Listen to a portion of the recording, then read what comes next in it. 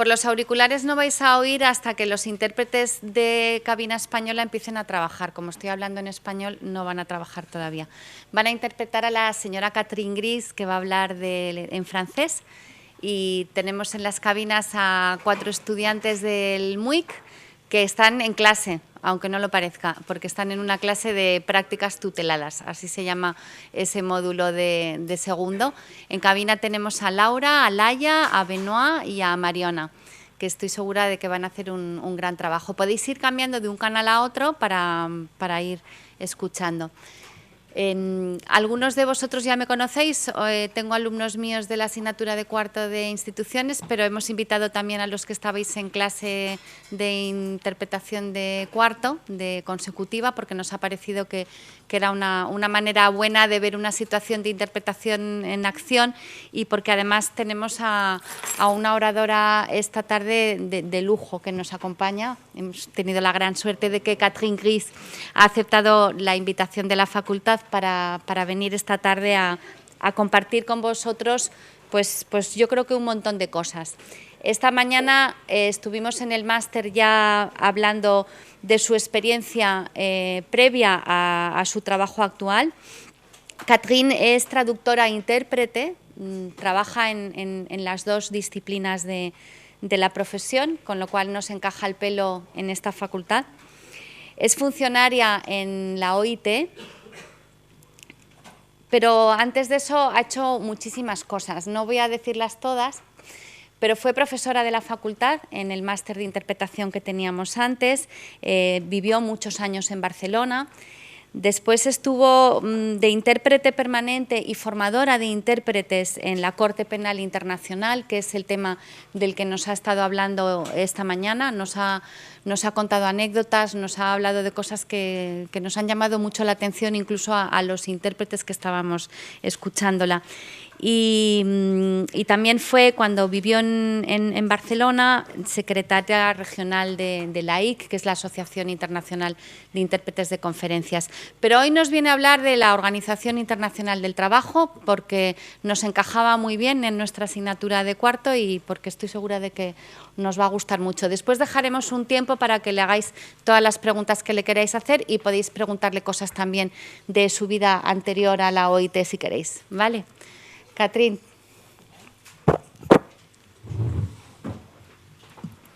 Voilà. Je vais d'abord m'adresser aux interprètes pour être sûr qu'ils m'entendent. C'est tout bon? Bien. Eh bien, je vous remercie. Merci Guillaume pour l'invitation. Merci pour cette présentation.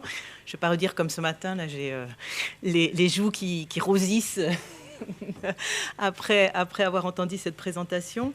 Alors, en effet, je vais venir vous parler aujourd'hui de l'OIT et du BIT, puisqu'en français, on fait bien la distinction, contrairement à ce que font les anglophones et à ce que font les hispanophones quand ils utilisent les sigles.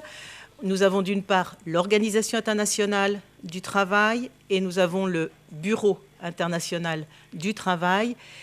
Et en tant que fonctionnaire, je suis fonctionnaire du Bureau international du travail, qui est le secrétariat de l'organisation. Voilà pour la petite explication lorsque vous allez me voir passer de BIT à OIT pour que vous sachiez à quoi ça fait référence. Alors, cette présentation que je vous fais aujourd'hui, elle est particulière dans la mesure où cette année marque le centenaire de cette organisation. Bon, si vous êtes allé regarder un petit peu sur le site, ça ne vous a pas échappé. L'OIT a été créée en 1919 et c'est aussi grâce à cette organisation que tous ceux qui ne comprennent pas le français peuvent aussi m'entendre et me comprendre aujourd'hui, puisque c'est au sein de cette organisation que les premières expériences d'interprétation simultanée ont été faites. Alors évidemment, on n'avait pas les installations qu'on a aujourd'hui, ces cabines qui, bien que petites, permettent quand même de respirer. À l'époque, c'était beaucoup plus petit. Et ça a commencé avec des espèces de téléphones, donc on appelait ça l'interprétation téléphonique. Et c'est à la conférence internationale de 1927 que l'interprétation simultanée a été mise en place. Donc voilà, vous bénéficiez aujourd'hui de l'évolution d'une technique et d'un métier, pour ceux qui l'apprennent, qui a évolué et qui aujourd'hui a donné l'interprétation de conférences comme on la connaît. Alors pour vous parler de l'OIT, je vais vous faire un petit peu 2-3 parties dans ma présentation, une brève présentation historique pour vous mettre dans le contexte. Je vous expliquerai ensuite comment fonctionne l'organisation, quels sont les différents organes de gouvernance qui lui permettent de prendre des mesures, d'adopter des conventions, des recommandations dans le domaine du travail, puisque c'est le sujet sur lequel travaille l'OIT. Et je vous parlerai d'une de ces fonctions importantes, parce que voilà, le temps que j'ai ne me permet pas de tout vous expliquer sur l'OIT, parce que je crois que vous seriez tous endormis sur vos tables à la fin de la journée. Je vais me centrer sur les normes internationales du travail, voir comment ces normes sont adoptées, comment elles sont contrôlées et comment le travail que fait l'OIT avec les normes internationales du travail ont fait évoluer la situation dans de nombreux pays où la situation des travailleurs était, et continue, parce que malheureusement c'est un travail qui n'est pas terminé, mais était assez préoccupante. Donc voilà en quoi l'OIT permet de faire progresser la situation en matière de droit du travail. Alors en ce qui concerne l'historique, je vous l'ai dit tout à l'heure, l'OIT a été créée en 1919. C'est juste, c'est même au moment du traité de Versailles, donc qui permet de mettre un point final à la Première Guerre mondiale.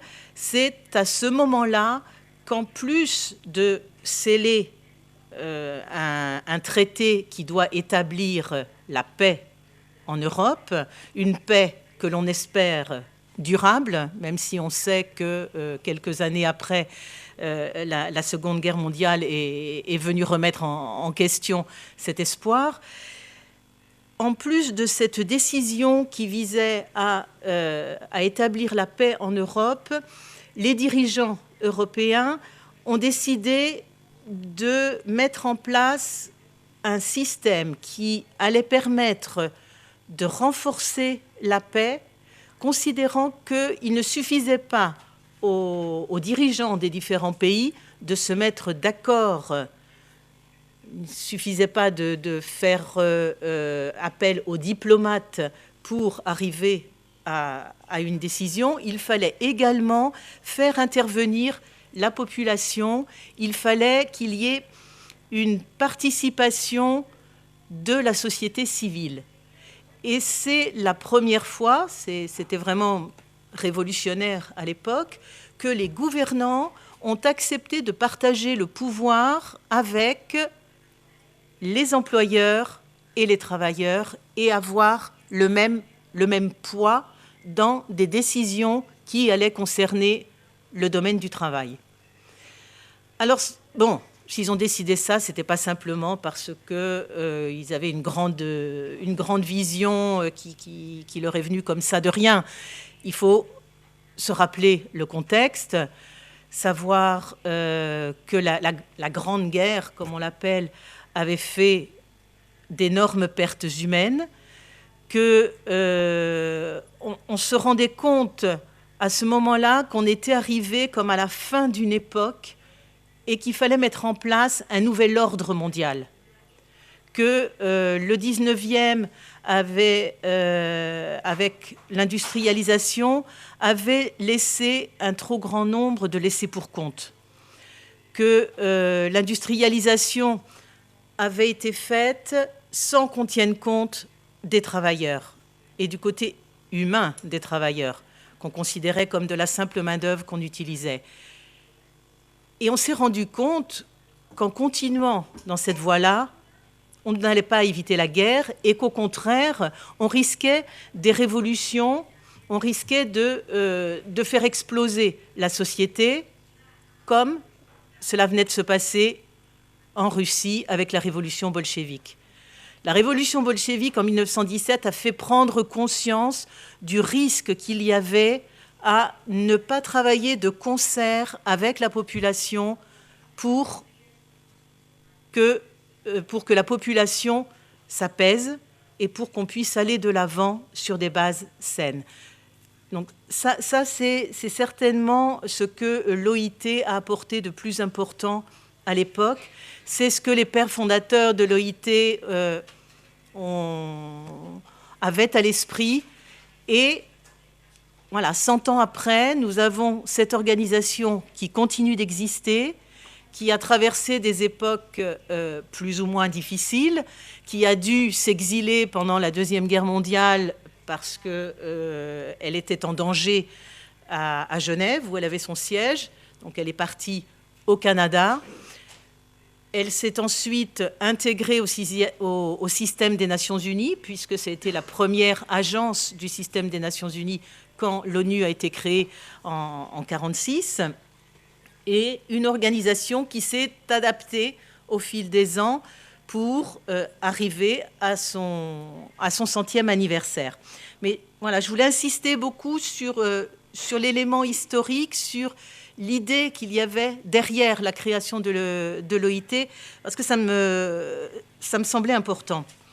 L'OIT, donc, c'est aussi la première organisation du système multilatéral.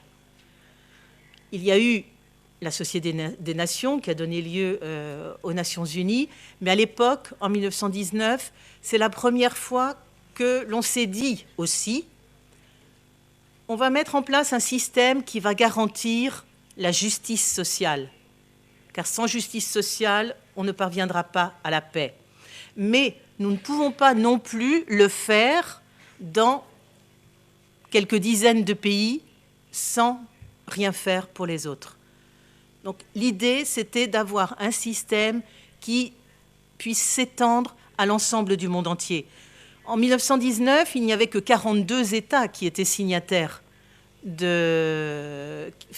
se sont réunis pour former l'OIT. Maintenant, il en existe 187. Donc on voit que cette organisation a réussi à capter, à faire entrer dans son sein un certain nombre de pays. Il y a eu plusieurs grandes vagues. Au début, par exemple, les États-Unis n'en faisaient pas partie, ils sont arrivés dans les années 30. Après la décolonisation en Afrique, on a eu toute la vague d'entrée des pays africains. Donc c'est venu à différentes époques et l'OIT, petit à petit, a mis en place des politiques qui puissent s'adapter à l'ensemble des pays. C'est-à-dire que l'OIT, elle se prononce sur des grands principes, l'interdiction du travail aux enfants, par exemple, la protection des femmes au travail, la durée de la semaine de travail, donc tout un tas de mesures qui ont été prises et qui sont des minimums, j'allais dire le minimum syndical, le minimum qui doit être respecté dans les différents pays. Et je parlerai un petit peu tout à l'heure des normes et de la façon dont l'OIT essaie de faire adopter ces normes.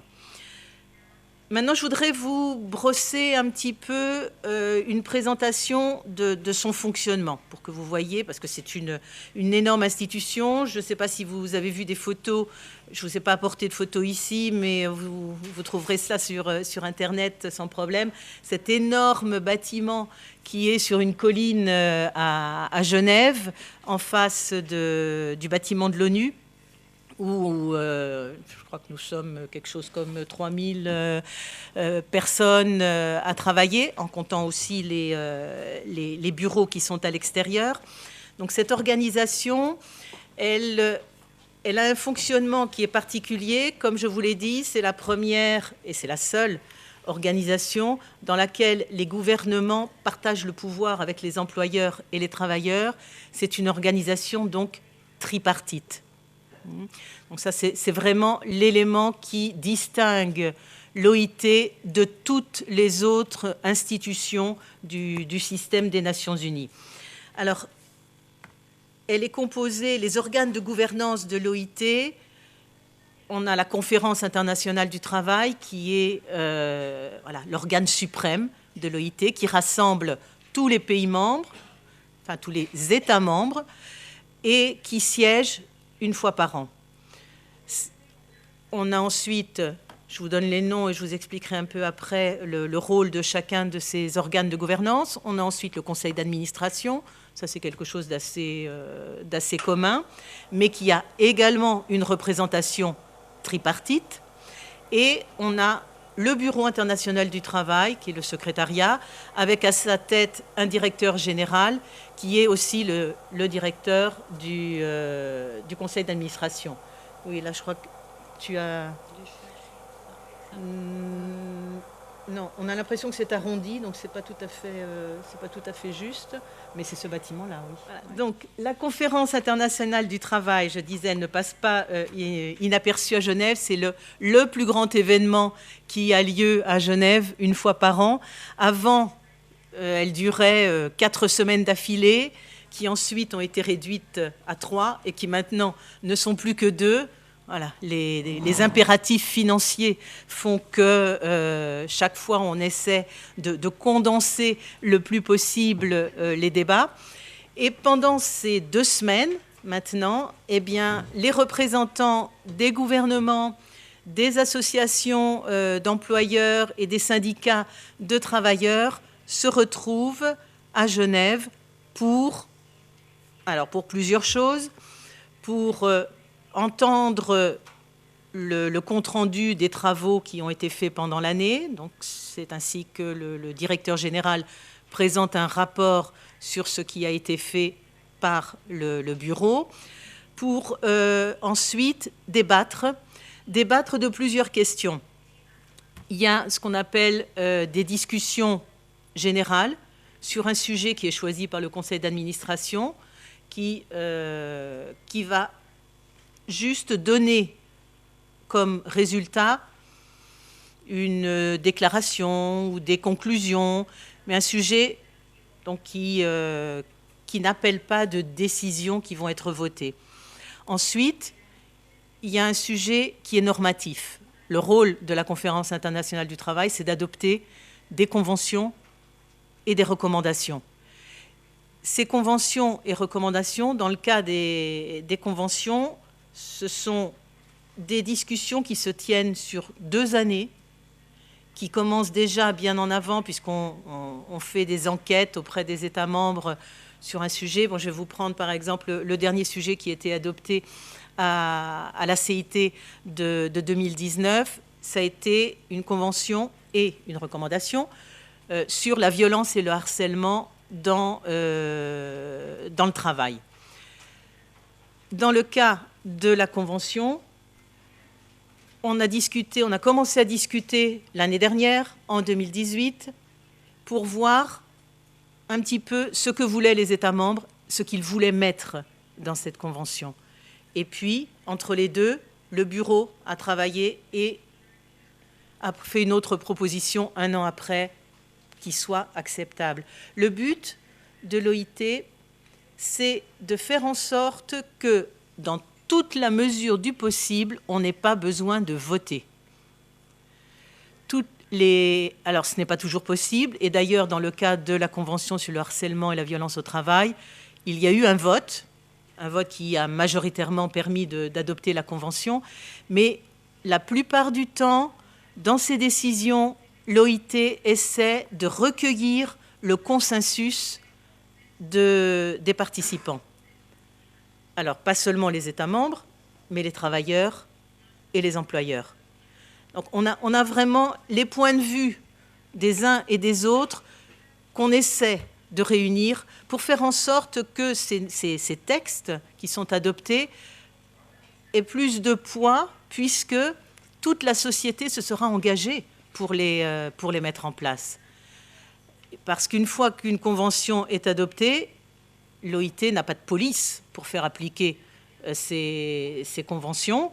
Elle n'a pas vraiment de moyens d'imposer. Elle ne peut pas non plus prendre des mesures de rétorsion contre des États.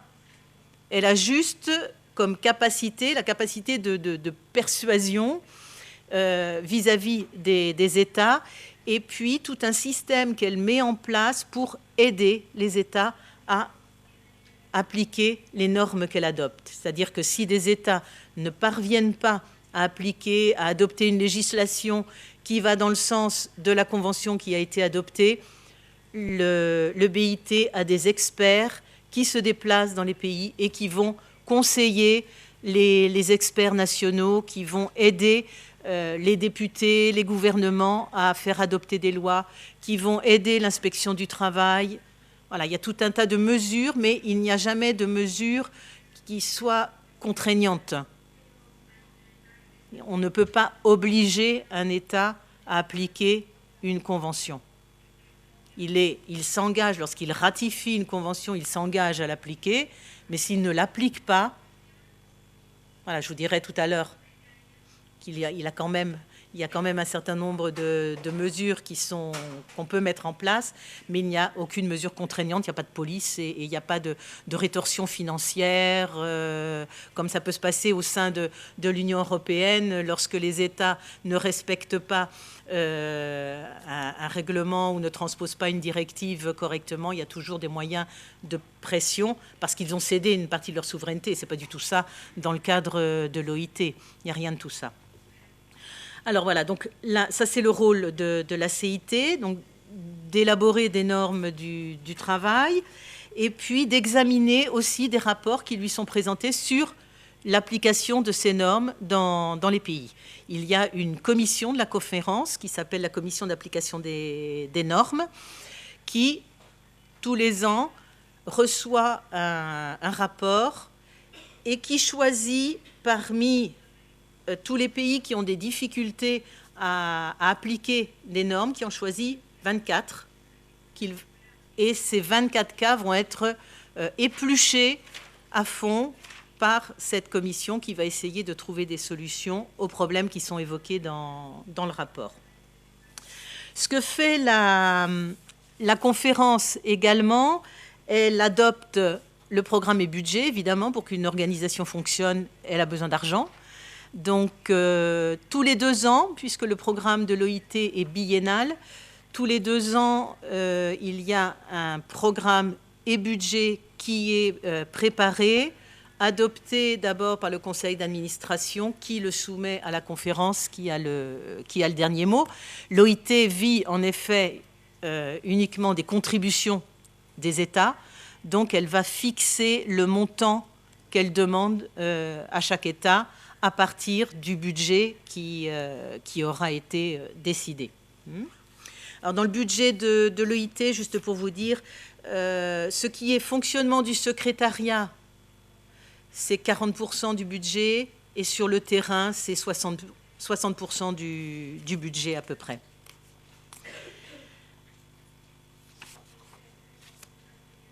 Donc la CIT... Pour vous expliquer juste un dernier mot pour que vous ayez une idée de comment se passe cet énorme événement.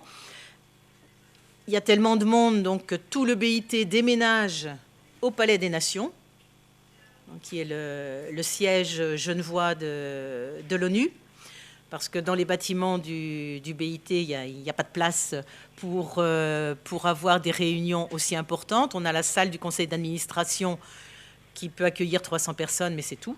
Donc il y a même la salle, la grande salle, l'assemblée du Palais des Nations, il est parfois difficile qu'il y ait de la place pour tout le monde, puisque, ah oui, ça je ne vous l'ai pas dit, nous avons 187 États membres, et pour chaque État membre vont siéger à la conférence 2 délégués gouvernementaux, un délégué des travailleurs et un délégué employeur.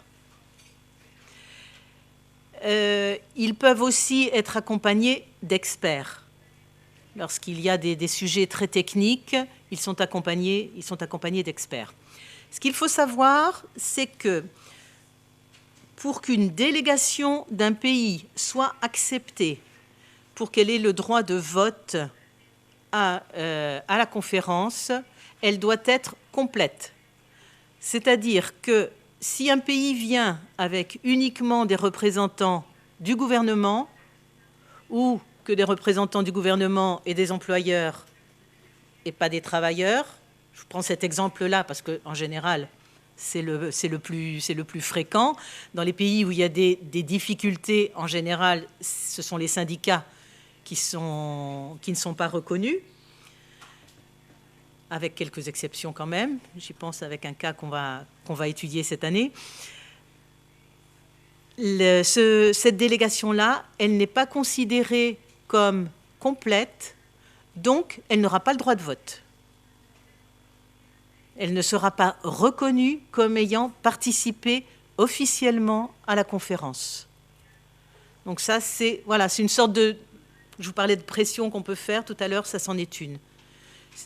Et il faut aussi que les gouvernements puissent prouver que les délégués qui les accompagnent, des travailleurs et des employeurs, viennent des organisations les plus représentatives des employeurs et des travailleurs dans leur pays. Donc il y a justement une commission qui s'appelle la commission de vérification des pouvoirs qui se réunit pendant la conférence et qui vérifie toutes ces informations-là, parce qu'il peut y avoir des plaintes qui sont introduites. Donc la commission vérifie toutes ces informations et elle fait son rapport à la fin de la conférence et on en tient compte. Voilà. Je vais passer maintenant au conseil d'administration. Donc le conseil d'administration, c'est l'exécutif en fait de l'organisation.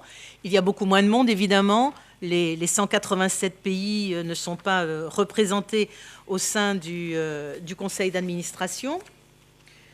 Alors je regarde mon papier parce que je dois vous citer 10 pays et de mémoire, j'en oublie toujours 2 ou 3. Donc vous m'excuserez, je vais regarder. Donc au sein du conseil d'administration, vous avez 56 membres titulaires.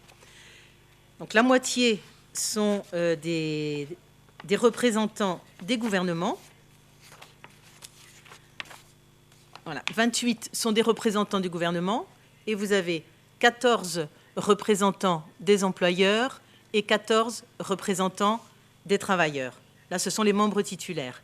Et puis, ces membres titulaires ont des adjoints. Il y en a 28 pour les gouvernements, 19 pour les travailleurs, 19 pour les employeurs. Alors, les pays qui siègent au conseil d'administration, oui, je voulais vous expliquer un petit peu comment est le conseil d'administration. Vous imaginez un hémicycle, comme si la salle ici était en hémicycle. Quand vous entrez dans la salle du conseil d'administration, vous avez dans la partie centrale les gouvernements, à gauche les employeurs et à droite les travailleurs. Voilà. Et donc vous avez 56 personnes au milieu, 33 à gauche, 33 à droite. C'est ainsi que le conseil d'administration est organisé. Alors, comment sont choisis les représentants des gouvernements, puisque les représentants des employeurs et des travailleurs sont élus par leurs pairs. En revanche, les gouvernements, il y a des élections tous les 3 ans, mais il y a 10 pays qui ont un siège permanent. C'est un peu comme au Conseil de sécurité de l'ONU, mais on a 10 sièges permanents aussi à l'OIT. Et ces sièges permanents sont réservés aux pays qu'on appelle d'une importance industrielle majeure. Alors, ce sont, par continent, si je vois le continent américain, je suppose que vous imaginez qu'on a les États-Unis et le Brésil. En Asie, on a le Japon, la Chine et l'Inde. Et en Europe, on a la France, l'Allemagne, la Russie, le Royaume-Uni et l'Italie. Alors, il y a depuis quelques années une demande pour modifier le règlement du conseil d'administration, parce que, vous imaginez bien, cette répartition, certains considèrent qu'elle est un petit peu dépassée maintenant, et que peut-être que tout le monde devrait avoir le droit de siéger au conseil d'administration. Malheureusement, pour changer le règlement, il faut une majorité qualifiée des 2/3, il faut voter, et jusqu'à présent, on n'a pas réussi à faire changer cette disposition dans la composition du conseil d'administration. Donc, à l'heure d'aujourd'hui, c'est ainsi qu'il est organisé. Alors, que fait le conseil d'administration? Eh bien, il élit son directeur général, pardon. Le directeur général qui est celui en fait qui chapeaute le BIT, c'est-à-dire mon chef. C'est lui qui est à la tête du BIT. Le conseil d'administration, il définit aussi l'ordre du jour de la conférence, suivant les sujets qu'on veut aborder. C'est lui aussi qui décide de l'organisation des réunions régionales, puisque tous les ans, en plus de la conférence internationale, il y a une réunion régionale qui se tient dans une des 4 régions du monde, d'après la division qui est faite à l'OIT. Il y a l'Europe, l'Asie, l'Afrique et l'Amérique. Et ça tourne. L'année dernière, c'était en Amérique. Cette année, c'est en Afrique. L'année prochaine, en Asie, en Europe. Voilà. Et le conseil d'administration décide des points qui peuvent être abordés, décide, c'est là qu'on vote, le lieu, puis un certain nombre de dispositions pratiques. Et le conseil d'administration va examiner tous les rapports qui vont être soumis à la conférence. Lui va les étudier dans un premier temps avant qu'ils soient soumis à la conférence. Donc c'est un gros travail que fait le conseil d'administration et c'est pour ça qu'il se réunit lui aussi sur 2 semaines, 2 semaines au mois d'octobre-novembre, ça commence la semaine prochaine, 2 semaines au mois de mars, et puis se réunit juste une journée à la fin de la conférence au mois de juin. Donc voilà à peu près ce que fait le conseil d'administration. Ensuite, vous avez le bureau. Le bureau, comme je vous ai dit, il est dirigé par le directeur général et il est divisé en plusieurs directions suivant le rôle de chacun. Il y a toute la partie administrative, il y a la partie des chercheurs, des gens qui viennent du monde universitaire, qui sont engagés par le BIT de façon permanente ou sur une base temporaire en fonction du sujet. Et ce sont des gens qui vont se consacrer à faire des rapports, faire des propositions. Ce sont eux qui vont travailler à l'élaboration des normes, donc des gens dont le métier est d'élaborer des textes qui deviendront ensuite des normes internationales du travail, qui vont faire aussi des rapports, des recommandations. Et puis, la partie des experts qui, eux, vont mettre en place des programmes sur le terrain pour aller aider les différents pays à, par exemple, moderniser leur système d'inspection du travail, moderniser leurs normes en matière de santé et sécurité au travail, qui vont organiser des formations sur le terrain. Et puis, en plus de ces formations qui vont se faire sur le terrain, il y a des formations qui sont faites dans le centre de formation de l'OIT qui se trouve à Turin. Donc, il y a un grand centre de formation où régulièrement, il y a des gens qui viennent suivre des mises à niveau, pour leur travail. Donc ces personnes viennent de leur pays, ils peuvent être envoyés par les gouvernements, également par les syndicats, par des associations d'employeurs. On garde toujours le côté tripartite. L'OIT s'adresse aux trois catégories de mandants pour toutes ces actions. Alors après cette présentation des organes, si vous avez des questions tout à l'heure, n'hésitez pas, j'essaierai d'y répondre dans toute la mesure du possible. Ce qu'il y a aussi, juste une petite chose, ce qu'il y a aussi qui est tripartite en dehors de la conférence, du conseil d'administration, ce sont toutes les commissions d'experts qui vont siéger, qui vont se réunir à Genève sur tel ou tel sujet. On a une commission maritime, par exemple, parce qu'en 2006, l'OIT a décidé de réunir toutes les conventions, tous les textes, tous les instruments sur le droit maritime au sein d'un seul instrument. Donc ça représentait un travail colossal. Et les experts maritimes vont continuer de se réunir. Donc quand ils se réunissent aussi à Genève, ils sont en composition tripartite.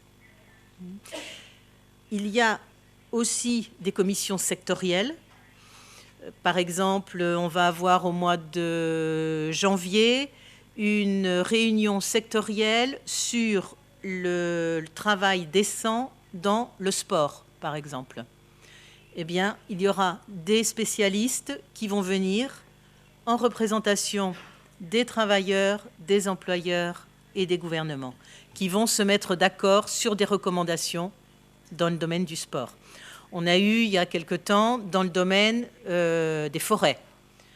On a eu dans le domaine de l'enseignement. Toutes sortes de domaines. Et à chaque fois, ce sont des experts qui viennent et qui discutent de façon tripartite. Et quand il y a des réunions comme ça, tripartites, c'est là aussi qu'il y a des spécificités pour le travail des interprètes au sein de cette organisation. Là, même si ce n'est pas mon propos, ça me permet de m'adresser plus particulièrement à ceux qui font cette formation-là. Il y a des réunions plénières tous les jours, et toutes ces réunions plénières sont précédées de réunions de groupe. Donc, avant toute plénière, vous avez 1 heure qui est consacrée à une réunion entre travailleurs, entre employeurs et entre gouvernements, et ensuite, c'est la réunion d'ensemble. Parce que parmi les travailleurs et les employeurs, dans la réunion plénière, il y a une seule personne qui va prendre la parole. Donc ça leur permet de se consulter tous les jours avant d'entrer en réunion pour que le porte-parole transmette véritablement l'avis qu'il aura recueilli auprès de ses collègues, en essayant d'arriver à tous avoir le même avis, ce qui n'est pas toujours évident non plus. Et pour les interprètes, donc ça veut dire que dans le travail auprès de l'OIT, vous allez avoir tous les matins une petite réunion d'1 heure, et puis de temps en temps, vous allez avoir la plénière, et puis de temps en temps, vous n'aurez rien. Donc il y a beaucoup d'interprètes qui aiment bien, parce qu'on travaille 1 heure, et puis après, on a le temps d'aller préparer la réunion, les sujets qui viennent l'après-midi. C'est-à-dire que le temps de travail dont on dispose est intéressant parce qu'on a ces petites réunions et on sait quel est le sujet qui va être abordé la réunion de l'après-midi et on peut se préparer si on a la chance de ne pas être dans la plénière. Mais en général, voilà, on tourne et comme ça permet de donner à tout le monde le temps de se préparer. Alors, je disais que j'allais vous parler plus particulièrement des normes internationales du travail. Vous m'arrêtez? J'ai combien de temps? Vous avez encore 30 minutes. 30 minutes? Non. Nous avons jusqu'à 15h30. Bon, ça va. Je ne sais pas si j'irai jusque-là, mais je vais essayer. Pour l'instant, je vois que tout le monde continue de... Ouais. D'accord. Je vois que tout le monde est encore attentif. Alors, en ce qui concerne les normes internationales du travail, alors je vous expliquais qu'il y a tout un cheminement avant d'arriver à l'adoption d'une norme. Alors ce cheminement, il y a des codes couleurs à l'OIT qu'il faut connaître quand on travaille à l'OIT, quand on arrive aussi comme interprète. Lorsque une idée est avancée par des experts pour que l'on avance vers la création d'une convention dans un domaine donné, il y a un premier rapport qui est fait. Ce premier rapport, c'est le rapport blanc. C'est un rapport qui est fait par les experts, qui est suivi d'un questionnaire et qu'on envoie à tous les États membres, avec un certain nombre de questions pour permettre de voir dans quel sens on peut avancer sur ce sujet-là. Ensuite, on intègre les réponses des États membres dans un deuxième rapport qui va être le rapport jaune, et c'est sur la base du rapport jaune que va avoir lieu la première discussion sur le sujet. Après la première discussion, qui normalement devrait arriver à une première ébauche de la convention, on a le rapport brun. Donc dans ce rapport brun, on a une première idée de la convention que l'on envoie aux États membres pour qu'ils réagissent. Donc tout ça, ça se fait par écrit. Et cela permet d'arriver à la dernière conférence, là où l'on doit adopter la convention, avec un rapport qui est bleu. Alors, ne me demandez pas d'où viennent les couleurs, ça je serais bien incapable de vous le dire, mais on arrive à la conférence avec un rapport bleu qui est le texte, et puis il peut y avoir aussi un certain nombre d'avis qui sont joints au texte. Et c'est comme ça que, normalement, on arrive à la conférence et qu'on va adopter la convention. La convention, une fois qu'elle est adoptée, elle est contraignante. Je vous l'ai dit tout à l'heure, normalement, enfin, une fois qu'elle est adoptée, pardon, j'ai sauté une étape, elle doit être ratifiée par les États membres, c'est-à-dire qu'une fois adoptée à la Conférence internationale du travail, le gouvernement en question, enfin tous les gouvernements, doivent soumettre cette convention à leurs organes législatifs, en général c'est le Parlement, pour qu'il y ait une transposition de la Convention dans leur droit national. Et avant cela, donc, qu'il y ait une ratification de la Convention et voilà, qu'ensuite ils puissent adopter les mesures qui sont dans la Convention. La Convention, juste une petite précision d'ordre juridique, elle est adoptée par la conférence, elle est ratifiée et son entrée en vigueur, elle n'est pas automatique, elle entre en vigueur 2 ans après que 2 pays l'ont ratifiée.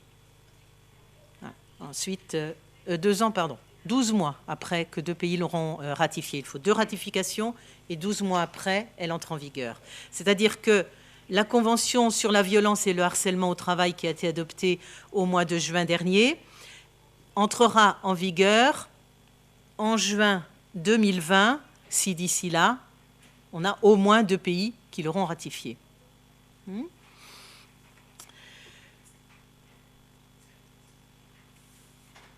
Ensuite, non seulement les pays s'engagent à ratifier la Convention, mais ils s'engagent aussi à être soumis à un contrôle. Donc c'est comme cela, je vous disais tout à l'heure que l'OIT n'a pas de moyens de pression. Cela dépend du bon vouloir des États, mais les États qui ont participé à l'adoption d'une convention s'engagent à l'appliquer et s'engagent à ouvrir leurs portes à des contrôles et s'engagent aussi, avant qu'il y ait ces contrôles, puisqu'en général, si tout va bien, il n'y a pas de contrôle, ils s'engagent à soumettre un rapport régulier à l'OIT pour expliquer ce qu'ils ont fait depuis l'adoption de la Convention. Donc certaines conventions, celles qu'on appelle les conventions fondamentales, il y en a 8, il doit y avoir des rapports tous les 3 ans, parce qu'on considère que ce sont les plus importants, donc les États doivent tous les 3 ans soumettre un rapport, et sur d'autres, tous les 5 ans. Alors, puisqu'on est... la dernière convention qu'on a adoptée, c'est la 190e, ce n'est pas tous les ans qu'on présente un rapport sur 190 conventions, évidemment. Donc, il y a un roulement, et les pays, donc, font petit à petit des rapports sur les conventions. Actuellement, justement, à cause de ce grand nombre de conventions, donc on en est à 190 conventions, on en est à 206 recommandations, c'est énorme. Cela représente un volume de textes normatifs qui est très difficile à gérer, et c'est pour cela que depuis quelques années, on a engagé au sein de l'OIT une dynamique qui va consister à essayer de remplacer d'anciennes conventions, ces conventions étant très très précises, très ponctuelles, par des conventions plus générales qui vont couvrir plus d'un domaine. Et autrefois, l'idée, c'était on va déterminer que, par exemple, les travailleurs de l'industrie chimique devront être protégés en cas d'utilisation de tel et tel produit bien précis. Aujourd'hui, on va faire référence à une liste de produits, on va faire référence à des risques, des dangers, mais sans entrer dans le détail, et ça va nous permettre d'avoir beaucoup moins de textes, des textes beaucoup moins pointus, et l'application sera plus facile à vérifier. Donc ça, c'est le... Et dans le cadre de cette nouvelle approche qui a été mise en œuvre, il y a un groupe de travail qui a été créé il y a juste 3-4 ans, qui travaille sur ce qu'on appelle le mécanisme d'examen des normes, et qui se réunit tous les ans pour essayer petit à petit d'avancer sur cette voie. Donc en ce moment, c'est vraiment un élément très important du travail que fait l'OIT. Ça représente beaucoup d'heures de travail, beaucoup de réunions, et en tant que traducteur ou interprète, on est beaucoup amené à travailler sur ces textes-là qui représentent la nouvelle approche de l'OIT. 3 heures, ça va?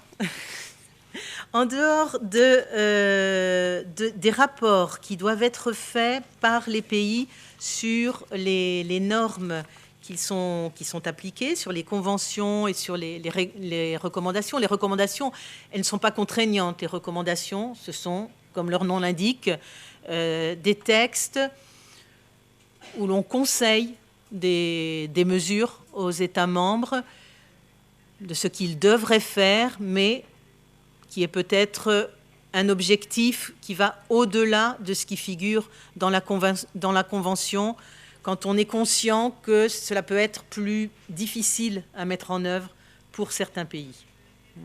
Par exemple, on a une convention qui interdit le travail des enfants.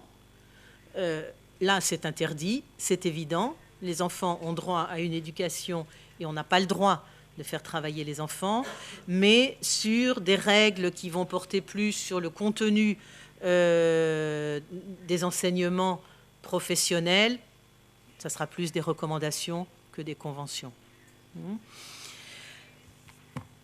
En dehors de ces rapports qui sont soumis et examinés, alors je vous disais, en dernier recours par la conférence, avant cela par le conseil d'administration, et avant cela, je vais à l'envers, par une commission d'experts qui se réunit aussi 2-3 semaines par an à Genève. Il y a un autre système, donc parce que le système de contrôle de l'application des conventions, je vous disais, c'est la présentation de ces rapports, donc les rapports sur les différentes conventions. Si maintenant on a des pays dans lesquels les syndicats considèrent que le pays n'a pas appliqué la Convention, si le gouvernement dit dans son rapport que tout va bien, qu'il a tout appliqué, il faut un autre moyen de transmettre au BIT et à l'OIT la situation réelle. On ne peut pas s'en remettre uniquement au rapport des gouvernements. Donc, le gouvernement envoie son rapport qui est étudié d'abord par la commission d'experts, mais ce rapport, il a l'obligation de le transmettre aux organisations syndicales et aux organisations patronales avant de l'envoyer. Ça permet à ces organisations-là d'en prendre connaissance et cela leur permet aussi de transmettre leurs observations. Donc, quand la commission d'experts va se réunir, elle aura le rapport des gouvernements et les observations des employeurs et des travailleurs. Et lorsqu'il y a un problème, là, elle peut mettre le doigt dessus. Il y a d'autres moyens de dénoncer le non-respect d'une convention qui sont prévus dans la constitution de l'OIT. Ce sont des réclamations et ce sont les plaintes. Les plaintes étant évidemment d'un niveau au-dessus de la réclamation. Alors, il y a toute une procédure, je ne vais pas entrer dans le détail là maintenant de tous les éléments qu'il faut respecter pour pouvoir soumettre une réclamation ou une plainte, mais lorsque il y a réclamation ou plainte, le conseil d'administration est saisi, et là, quelles sont les options possibles? Quand il est saisi de ces informations, il y a, je vous disais tout à l'heure, la commission d'application des normes qui va convoquer le gouvernement en question pour l'entendre. Donc on a une plainte contre ce gouvernement. Le gouvernement, il est invité à la commission d'application des normes et on va lui dire, voilà ce que les allégations qu'il y a contre vous, qu'est-ce que vous répondez? Et il peut y avoir, lorsque ce n'est pas satisfaisant, on peut demander, parce qu'on ne peut que demander, on ne peut pas imposer un État, on va lui demander s'il accepte qu'une commission d'enquête se déplace et puisse vérifier sur place, aider à préciser certains éléments de la législation, vérifier pourquoi est-ce que telle ou telle règle n'est pas respectée. Et tout cela, ça suit son cours et ça devrait permettre, au bout du compte, de résoudre la situation. Les pays dans lesquels la situation n'est pas résolue savent qu'ils seront mentionnés dans le rapport qui sera soumis à la conférence. Alors, non, on n'a pas de police, on n'a pas de mesures de rétorsion financière possible, mais c'est une question peut-être d'honneur ou de réputation pour les pays, car, bon, à part certains qui peut-être refusent de reconnaître l'importance de l'OIT, pour les autres, être mentionné, être montré du doigt dans un rapport devant la communauté internationale tout entière, c'est pas souhaitable. Donc c'est ainsi que l'OIT arrive petit à petit à faire évoluer les choses. Je vous prends l'exemple du Qatar, où le système de recrutement avec réquisition du passeport, obligation de passer par une agence de placement, obligation pour l'employé de faire les 1000 volontés de son employeur, a été dénoncé plus d'une fois. Eh bien, récemment, j'ai vu que le Qatar s'était engagé à réformer sa législation pour que ce système prenne fin petit à petit. des pays qui sont dénoncés parce que, ça c'est malheureusement le cas d'un grand nombre de pays d'Amérique latine, ils sont dénoncés par leurs syndicats parce que les syndicats n'arrivent pas à être reconnus, parce qu'on leur met des obstacles, des bâtons dans les roues pour les empêcher de fonctionner. Le BIT va envoyer des experts sur place, va essayer de servir de médiateur entre les syndicats et le gouvernement pour essayer de les amener à la même table pour faire petit à petit, pour améliorer la situation. Évidemment, quand on fonctionne comme ça, on ne fait pas des miracles. C'est de là que viennent beaucoup de critiques qu'il y a vis-à-vis de l'OIT, où on dit, voilà, c'est un énorme mammouth, pour faire référence à la façon dont les ministres français traitaient le Parti socialiste à l'époque.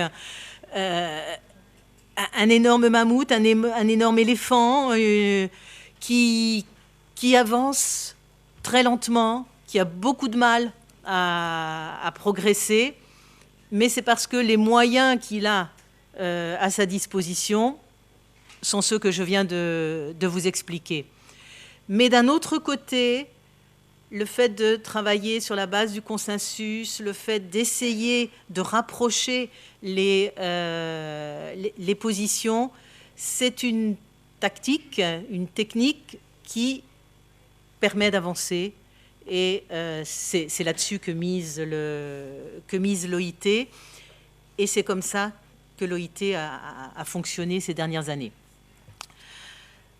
Aujourd'hui, juste pour conclure, pour revenir justement au sens qui est donné à l'OIT, les syndicats principalement s'inquiètent. Ils s'inquiètent de la situation mondiale, car le monde de l'entreprise tel qu'il existe aujourd'hui n'a plus rien à voir avec le monde issu de la révolution industrielle du XIXe siècle. On est dans une phase de mondialisation, la 4e révolution industrielle, et il y a eu un tel émiettement de la fonction travail, il n'y a plus cette relation employeur-employé qui permettait aux syndicats, il y a quelques dizaines d'années, d'avoir cette force qui leur permettait de faire pencher la balance de leur côté, d'obtenir la semaine de 40 heures, d'obtenir les 4 semaines de congés payés, puisque ce sont des avancées qui ont été obtenues grâce à l'OIT. À partir du moment maintenant où on a cette ubérisation de la société, les syndicats sentent, même s'ils s'en défendent officiellement, qu'ils ne sont plus représentatifs des travailleurs qu'ils veulent défendre.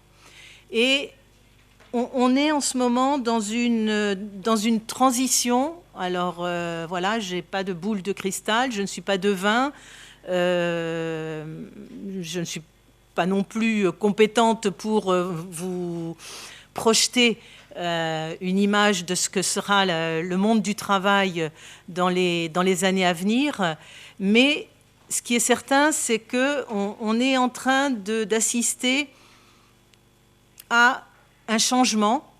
On est en train de passer un tournant qui est certainement un des plus grands défis auxquels l'OIT est confrontée.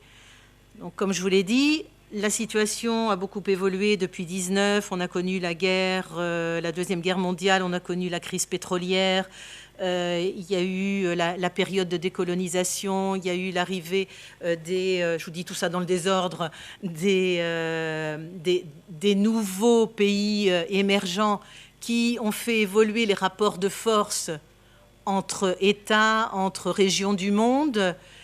Mais là, on est dans le monde du travail, dans une situation qui va certainement avoir une influence majeure sur la façon dont l'OIT va continuer de jouer un rôle pour l'avenir du travail. L'OIT tient à préserver ce rôle. Son objectif, c'est un travail décent pour tous, un travail sûr, un travail qui ne mette pas en danger la santé et la sécurité des travailleurs, qui leur permette de s'épanouir, qui leur permette de progresser tout au long de leur vie, qui leur permette d'avoir un équilibre entre la vie de famille et la vie professionnelle, qui leur permettent de travailler dans des conditions, ça a été la dernière convention, libres de toute relation violente au sein du travail, dans le respect de la dignité humaine. Donc l'OIT a encore un rôle, bien sûr, à jouer dans ce domaine-là. Maintenant, pourra-t-elle continuer de le faire comme elle l'a fait? Quel nouveau ressort va-t-elle pouvoir trouver pour continuer de jouer ce rôle? En s'appuyant sur un multilatéralisme qui est également mis en difficulté aujourd'hui. Je ne sais pas si vous avez suivi dans la presse le fait que nos collègues, enfin je dis nos collègues, les collègues de l'ONU ne savent pas s'ils vont être payés pour les derniers mois de l'année parce que les États-Unis, principalement, ne sont pas les seuls, mais c'est quand même un gros contributeur parce qu'ils tardent à payer leurs contributions. Donc c'est sûr, le multilatéralisme ne fonctionnera que si les États continuent de miser sur le multilatéralisme. Et ça aussi, on sait que voilà, il y a un grand point d'interrogation qui plane sur cette question. Je suis en train de me dire que c'est pas très optimiste ce que je suis en train de vous dire là, à la fin de mon discours, mais non, c'est simplement voilà, c'est l'ouverture vers une autre époque. On vient de fêter les 100 premières années de l'OIT. Maintenant, on a une nouvelle porte qui s'ouvre avec un certain nombre d'inconnus, mais aussi beaucoup de défis à relever. Donc je pense que voilà, ce n'est pas forcément négatif, il ne faut pas le voir comme pessimiste. Voilà, j'espère que ces quelques informations que je vous ai données vous auront permis d'en savoir un petit peu plus sur cette organisation. Bien sûr, vous avez Internet, vous avez toutes sortes d'informations sur le site. Moi, je le trouve assez bien fait pour pouvoir s'informer.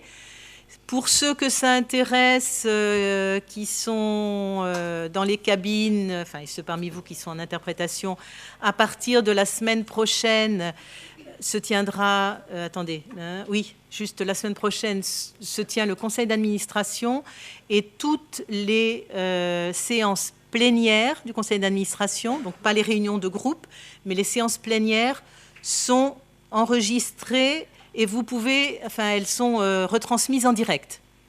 Donc, vous pouvez suivre les débats du conseil d'administration en direct depuis le site de l'OIT. Et vous pouvez, pour ceux qui ne comprennent pas toutes les langues qui sont parlées, aussi écouter les interprètes du conseil d'administration. Voilà, j'en reste là. Merci. Si vous avez des questions, oui, je ne vais pas boucler comme ça. Si vous avez des questions, je suis à votre disposition. Oui. Oui.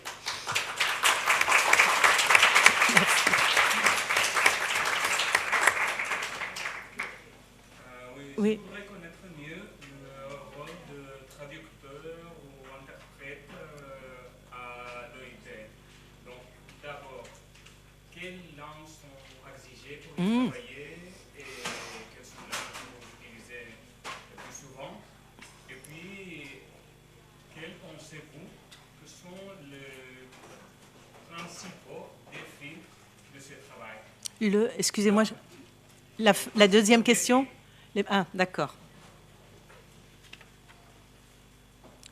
Alors, je vous ai peu parlé d'interprétation parce que je sais que vous aurez peut-être l'occasion d'avoir des informations de la part de la collègue qui est chef interprète maintenant au BIT. Mais je peux vous dire, oui, parce que je pense que c'est un oubli, vous faites bien de me poser la question. J'ai oublié de vous dire quelles étaient les langues de l'OIT. Quand l'OIT a été créé, ça a été au début, en fait, il y avait 3 langues. Le français, l'anglais, l'espagnol et l'allemand. 4. Sont venus s'ajouter le russe. Alors, attendez, parce qu'il ne faut pas que j'en oublie. Je vais faire par cabine, comme ça sera plus facile. J'ai la cabine anglaise, la cabine française, espagnole, russe, allemande, arabe, chinoise, japonaise. Voilà, ça c'est pour la conférence. Plus le portugais en langue passive pour la conférence internationale du travail. Donc, ça nous fait 8 langues, hein, si j'ai bien compté. Avec le portugais passif, oui, ça nous fait 8 cabines et le portugais passif, c'est-à-dire que les orateurs peuvent s'exprimer en portugais, mais il n'y a pas de cabine portugaise. Ce sont les langues de la conférence. Les langues du conseil d'administration, vous enlevez le japonais et vous enlevez le portugais. Les langues des réunions d'experts sont fonction. Il peut y avoir toutes ces langues-là pour les réunions d'experts, pour les réunions sectorielles et pour les réunions de travail plus générales. En général, c'est français, anglais, espagnol. Disons que la plupart des langues, puisque le BIT, le bureau, en fait, toutes les informations qui concernent le Bureau international du travail doivent être dans les 3 langues. Alors, on n'échappe pas évidemment à l'anglicisation à laquelle on assiste dans toutes les organisations internationales, mais on a un syndicat, au BIT, on a un syndicat qui est très fort, qui insiste beaucoup pour que on recrute des gens qui ont le français ou l'espagnol comme langue forte et pas seulement l'anglais. Parce que c'est vrai que ces derniers temps, on avait l'impression qu'il y avait de plus en plus de personnes recrutées de langue anglaise. Donc on essaie de défendre le français et l'espagnol comme langue importante au sein du BIT. Les services d'interprétation, donc voilà, je crois que vous aurez plus d'informations. Les grandes cabines, hein, cabines françaises, anglaises, espagnoles, exclusivement freelance. Pendant toute l'année pratiquement, les gens qui travaillent comme interprètes pour le BIT sont des gens qui sont basés à Genève. Il y a beaucoup de gens. Genève est une ville, évidemment, où il y a beaucoup d'organisations internationales. Les langues de l'ONU, ce sont les 6 langues, français, anglais, espagnol, plus russe, arabe et chinois. Donc, ce sont des combinaisons qui sont demandées, qui sont utilisées sur la place de Genève. Donc, il y a des interprètes. Au moment de la conférence internationale du travail, comme il faut recruter à peu près 300 personnes, on fait venir des gens de l'extérieur. Hein, il y a beaucoup plus de monde. Pour la traduction, il y a un service de traduction qui s'appelle OFDOC. C'est les Official Documents, documents officiels. Donc le service de traduction, vous avez une section française, une section anglaise, une section espagnole, qui sont assez importantes. Enfin, quand je dis importantes, vous avez 3-4 réviseurs, 2-3 traducteurs, et puis beaucoup de freelance, des gens qui viennent pour des mandats courts lorsqu'il y a des pointes de travail. Et les autres langues qu'on appelle dans notre jargon les GRAC. Alors GRAC, c'est German, Russian, Arabic and Chinese. Donc c'est les 4 autres langues. Les langues GRAC, elles sont représentées par 1 ou 2 personnes parce que tout n'est pas traduit dans ces autres langues. tous les documents officiels de l'OIT sont en français, anglais, espagnol. Mais il y en a une sélection seulement qui sont dans les autres langues. Je réponds à votre question? Ça va? Oui. Par rapport au défi. Ah oui, pardon. Le défi... les défis... Oula, je vais refaire une autre conférence, là. Mais non. Un jargon, peut-être. Et pour la traduction et même l'interprétation, quelque chose qui est assez frustrant et qui rejoint un peu ce que je disais ce matin. Lorsqu'on est interprète, peut-être plus que traducteur, on a envie de pouvoir exprimer les choses avec ses propres mots. C'est ce qu'on apprend à faire pour faire passer un message. Quand on se retrouve dans des organisations internationales qui vous affichent sur l'écran un même texte qui est dans 3 langues et que ces 3 langues doivent coïncider, des gens qui ne connaissent pas nos métiers attendent du mot à mot. Et on se retrouve avec des textes qui sont les plus imbuvables que vous puissiez imaginer. Parce que c'est ce qu'attendent nos clients, parce que s'ils voient un mot en anglais, ils veulent le même en français et le même en espagnol, même si ça ne veut pas dire la même chose. Et ça, c'est une des difficultés. Oui. Et puis ensuite, pour la traduction, c'est les délais qui sont toujours de plus en plus serrés. Et pour l'interprétation, ce sont les orateurs qui lisent des discours écrits, qu'ils transmettent de temps en temps, parce qu'on leur fait la chasse et qu'on a mis en place, voilà, je n'ai pas le temps de vous en parler, mais on a mis en place tout un système de transmission des documents au BIT pour qu'ils arrivent aux cabines d'interprètes avant que l'orateur prononce son discours, mais ce n'est pas toujours le cas. Et la vitesse de lecture complique beaucoup les choses, avec des gens qui souvent parlent anglais, même s'ils ont à leur disposition 8 cabines, et avec des accents qui sont parfois compliqués à comprendre. Donc ça c'est les défis principaux qui me viennent à l'esprit là maintenant. Il y a d'autres questions?